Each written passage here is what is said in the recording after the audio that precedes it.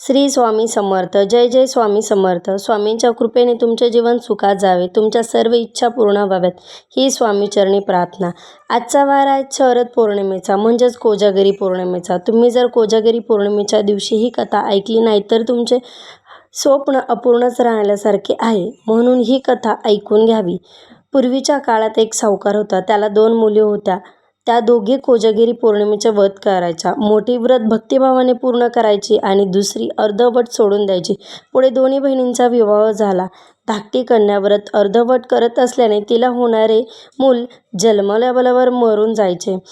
त्यांनी ब्राह्मणाजवळ याची विचारपूस केल्यावर कोजागिरी पौर्णिमेचे व्रत अर्धवट केल्याने तिच्यावर ही आपत्ती आल्याचे सांगितले. ब्राह्मणाने सांगितल्याप्रमाणे तिने 3 व्रत पूर्ण केले. तिला संतान प्राप्ती झाली, पण ते मूल देखील लगेच मृत झाले. तिने त्या मुलाला एका पाटावर ठेवले आणि त्याला व्यवस्थित झाकले. तिने आपल्या मोठ्या बहिणीला बोलावलं आणि तोच पाट बसवायला दिला. ज्या क्षणी मोठ्या बहिणीच्या वस्त्रांचा स्पर्श बाळाला झाला, ते बाळ जिवंत होऊन मोठमोठ्याने रडायला लागले.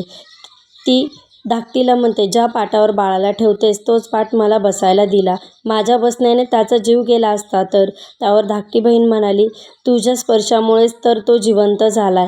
या प्रसंगानंतर तिने त्या नगरात सर्वांना म्हणजेच कोजागिरी पौर्णिमेचे व्रत करावयास सांगितले. तशीच दुसरी कथा अशी की प्राचीन काळी मगध देशात एक दलित नावाचा एक संस्कारी परंतु दरिद्री ब्राह्मण राहत होता. ब्राह्मण जेवढा सज्जन होता त्याची पत्नी तेवढीच दुष्ट होती. ती ब्राह्मणांच्या गरिबीमुळे दररोज त्याला त्रास देत होती. संपूर्ण गावातील तिच्या पतीची निंदा करीत असे. पतीच्या विरुद्ध आचरण करणे हाच तिने आपला धर्म मानला होता. एवढेच नाही तर पैशाच्या हव्यासापोटी ती आपल्या पतीला चोरी करण्यास प्रोत्साहित करत होती.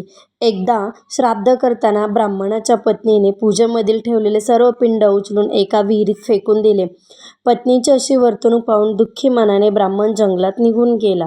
जंगलात गेल्यावर त्याला तेथे नागकन्या भेटतात. त्या दिवशी अश्विन महिन्यातील पौर्णिमा होते. नागकन्याने ब्राह्मणाला रात्री जागरण करून लक्ष्मीला प्रसन्न करण्यास कोजागिरीचे व्रत करण्यास सांगितले. ब्राह्मणाने विधिव्रत कोजागिरी व्रत केले. या व्रताच्या प्रभावाने ब्राह्मणाला अपार धन संपत्ती प्राप्त झाली. लक्ष्मीच्या कृपेने त्यांच्या पत्नीचाही बुद्धी शुद्ध झाली आणि ते दाम्पत्य सुखाने संसार करू लागले.